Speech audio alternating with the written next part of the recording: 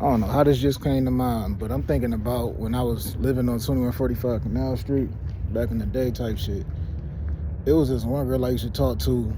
She used to work right across the street from where I recorded that accident at back in like February, March 2016. This one lady had got into a car accident or whatever. And I drove around that same area recently, around that Advanced Auto Parts on MLK and Fowler Street. And shit.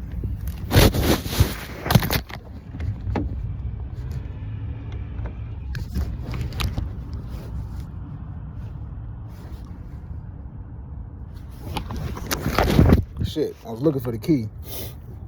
It's kind of cold. I was on MLK and Fowler Street or whatever, and I was talking about this accident that happened. But this is not even in relation to that. But right across the street from that place, it used to be this place that people used to work at. They used to like deliver magazines and mail for people and shit like that. They used to work the night shift, and it was two different ladies that I had sex with that worked at that building. One of them was this Haitian girl. I remember she came by my apartment and she was on like her break or whatever. And I still remember I should smile more often, but it'd be a lot of stuff that be making me mad, yo. I ain't even gonna lie. If anybody watch any of my videos in the past, they understand why I be so upset about a lot of shit. You know what I'm saying? Sometimes I be feeling like I ain't even entitled to be, joyous until certain things. Anyway, until certain things is just established or certain things is resolved, you feel me?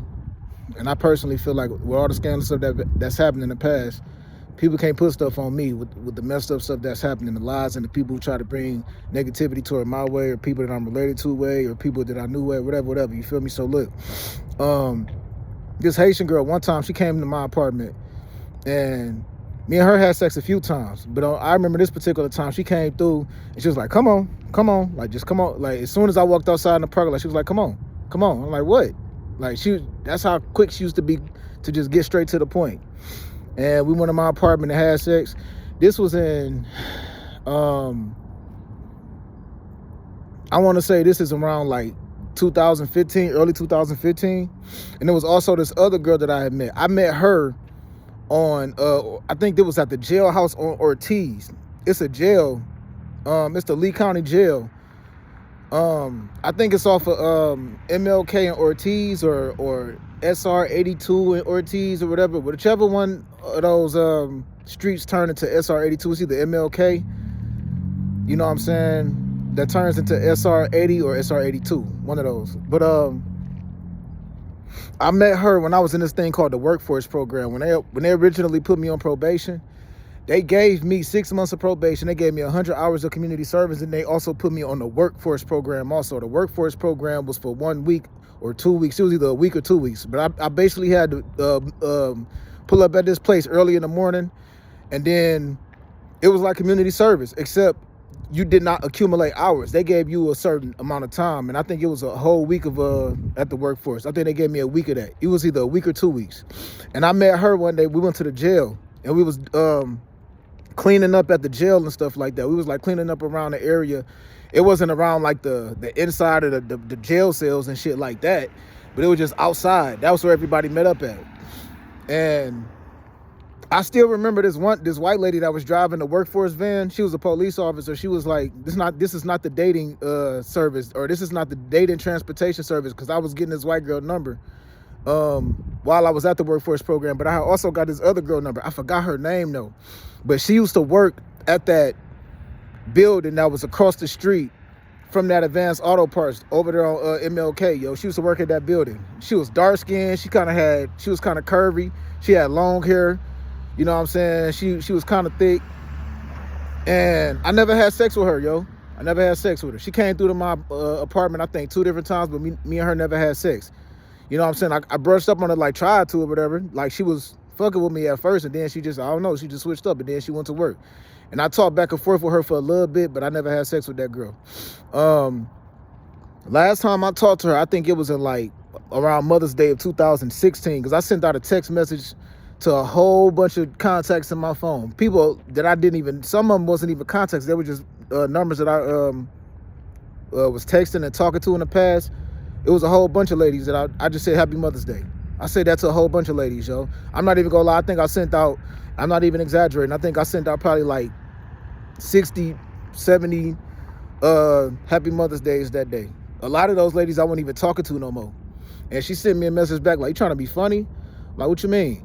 She like, you remember when I told you? I'm like, to be honest, no. But deep down, I was really like, I don't even remember you, yo. Like, I'm like, and then she was like, I told you I had. She told me she had like a miscarriage or something like that back in the day, or she lost a child of hers or some type of shit like that. And I was like, oh no, I wasn't trying to be funny. You know what I'm saying? If anything, you should have took it as like, you know, something positive. Still, I wasn't trying to be funny. To be honest, like no, I forgot. But deep down, it was like I sent out a whole bunch of messages that day saying Happy Mother's Day. That's the last time I think I talked back and forth to that lady. But I probably cussed her out a couple times before in 2015, around the time when me and her was still talking back and forth. But by 2016, I don't even think I was talking to her anymore. But that just came back to mind. I don't know why. Like I said, it was this building that was right across the street from the Advanced Auto Parts over there on MLK and Fowler Street. And people used to go over there and they used to work like a night shift. I think they used to work a morning shift, a day shift also. And they used to basically deliver magazines and stuff like that, and mail and type shit like that. And I met this girl on Ortiz, yo, at the jailhouse place. I was doing the workforce program because they ordered me a week of the workforce program and then also 100 hours of community service and 6 months of probation. And without the requirement of taking a drug test or taking a breathalyzer or something like that, or dropping or anything like that. You know what I'm saying? I just had to basically not get no tickets and no type shit like that. You feel me? But yeah, I remember that. I got her number. Like, we was all at this place called the Workforce Program. And we also took a picture, yo. I remember I took a picture with this one dude. He dropped me off on Canal Street one day. You know what I'm saying? I think this was my last day at the Workforce Program. He stayed around the Sonterra Apartments. This was in 2000. This is in like November, December 2014 or January, February 2015. I remember this. I think this was like around January 2015. This one dude, you know what I'm saying? I took a picture with him and a few other people. I remember I was putting up Schoolcraft in this picture, yo. I had a dream a while back and I never was open about it because I'm still trying to figure out what God is telling me. But way back in like 2009 time, the summer of 09 or 08, I was chilling with this dude named Marv. And we was sitting at the we was up there chilling with this dude named Monty, I think. And these two girls, I still remember what they had on. They both had on red. They was matching. They was sisters or cousins or some shit like that. Me and Marv was talking to both of them. And old girl kept saying, I think they high because me and that nigga, I don't know what the fuck. I think we had some moon rocks in our shit that day because that shit had a nigga laughing. Like, I kept laughing at shit. I remember me and Marv just kept laughing about shit. And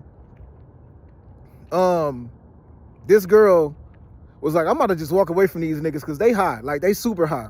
And then she went and sat down with next to this little girl that was basically playing with her Barbies and stuff. And she started playing with her. And then the little girl mother, and I don't know who else, I don't know who the little girl, who the other lady was. It was either her auntie or her home girl. They sat right next down to this girl while she was playing with the little girl. They just sat down. They ain't say shit. They just stood up like this.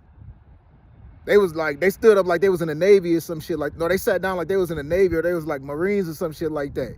And I remember telling Marv, I was like, hey, Marv, hey, let's go ahead, like, walk to the crib with these girls, man, because these two ladies over there, like, they about to fuck a girl up, because she just walked over to that little girl, started playing with her. I didn't see nothing wrong with it, but the way she walked over, she was like, I'm about to just go play with this girl over here because these niggas is high. And she started playing with the little girl. Now, I think the reason why those ladies took it like that was because that lady didn't know that little girl at all, but so they probably just looked at her like, all right, let me make sure no bullshit happens. So me and Marv sitting on one picnic table, and then these two ladies are sitting at the other picnic table, and the little girl is sitting across from the lady, and then the two ladies is sitting on like on the left and the right side of old girl. Like, they just sitting on the left side and the right side. One of them on the left side of her, the other one on the right side of her. And she's sitting in the middle, and then the little girl was sitting across from her. And I was like, hey, Marv, let's just get up out of here, yo. And then they told us that they stayed all the way on like Stout or something like that. Stout and Finkel or something like that. And we was like, yeah, I was like, yeah, we'll walk with you back to your crib. And then we walked over to the gas station over there on Finkel and Evergreen. And me and Mara went the opposite direction. We was like, yeah, we out. We ain't about to follow y'all all the way over there. We ain't about to walk with y'all all the way over there. That was it, yo. I'm not gonna speak on a dream that I had, but I did have a dream that was like, it was like this lady, it was like some light-skinned girl that looked young. And I'm not gonna say what she said. I'm not gonna be too informative on the dream because I'm still trying to figure that out, yo. And she was sitting at a picnic table.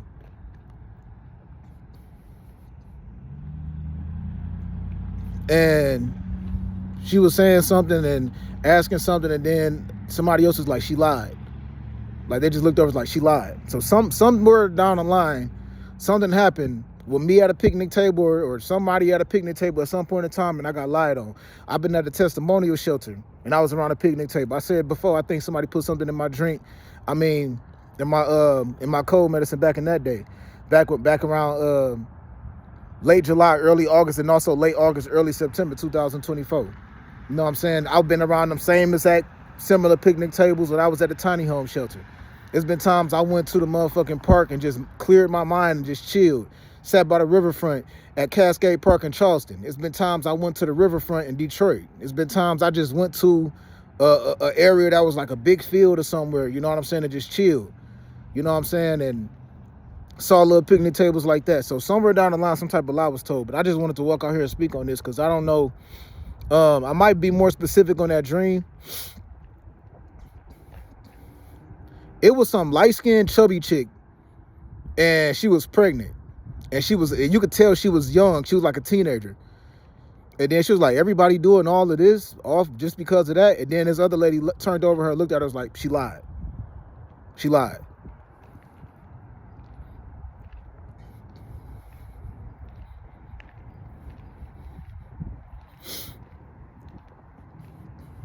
And I kept trying to figure out what the fuck did that mean, yo, because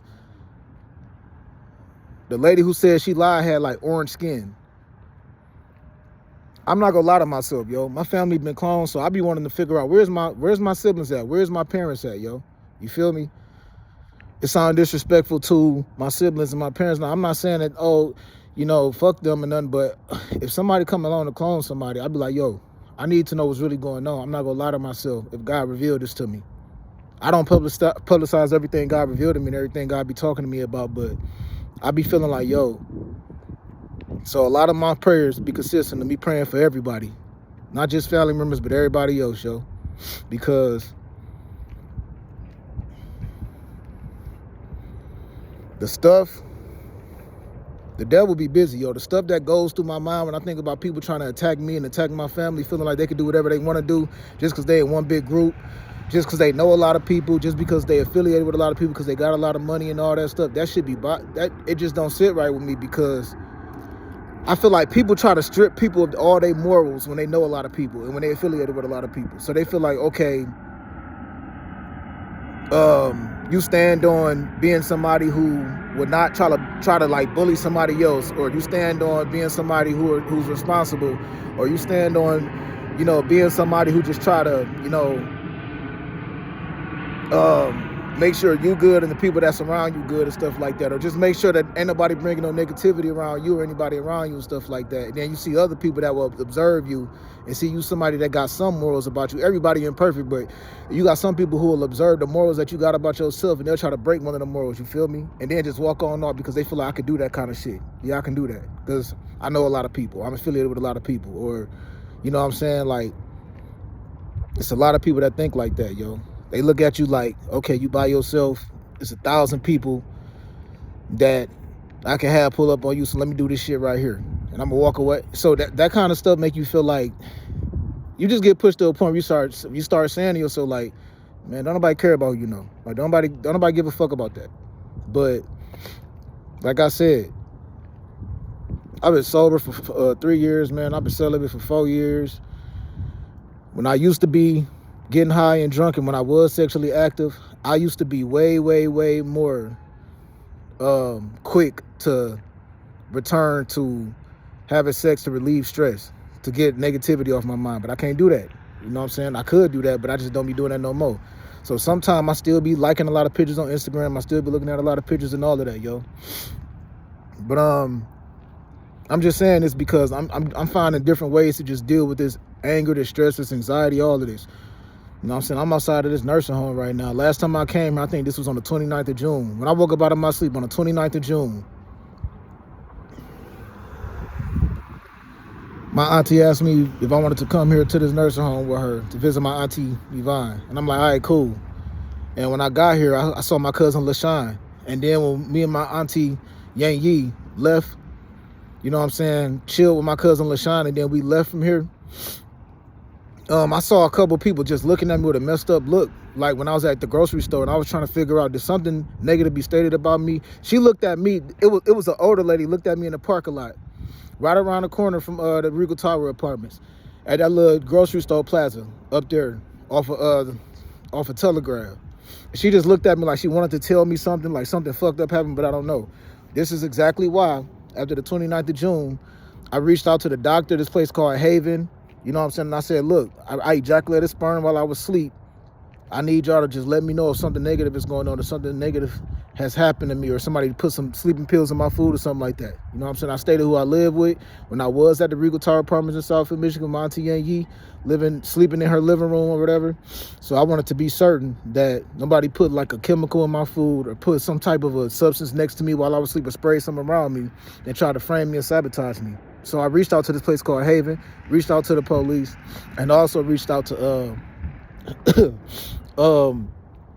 I went to the emergency room to try to see if it was something in my bloodstream or in my piss that could basically verify that it's some type of a chemical in my system that would make you go into a deep state of unconsciousness that would make you unresponsive. Because I said it was one night, I feel like it was somebody like shaking me or on top of me or like grabbing my shirt. So with that being said, right now, on the 29th of June, you know what I'm saying, I came here, and then when I left, the next day, I went to Providence Hospital, or the next night, I went to Providence Hospital. This dude named Daquan pulled up on me. I went to Providence Hospital. After I left, after I was hanging up with him, you know, Daquan pulled up. He told me he was door dashing and shit like that. He put up on 12 Mile of Telegraph, said he was grabbing some shit he was door dashing.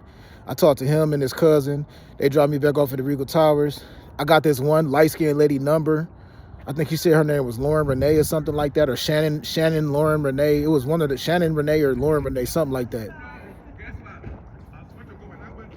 And then, that got her number. I jumped on the Uber straight to Providence Hospital, yo. And I was telling them I wanted to get my blood test, but they told me they couldn't do that. That was on the 30th of June, but by the time I left Providence Hospital, it was the 1st of July.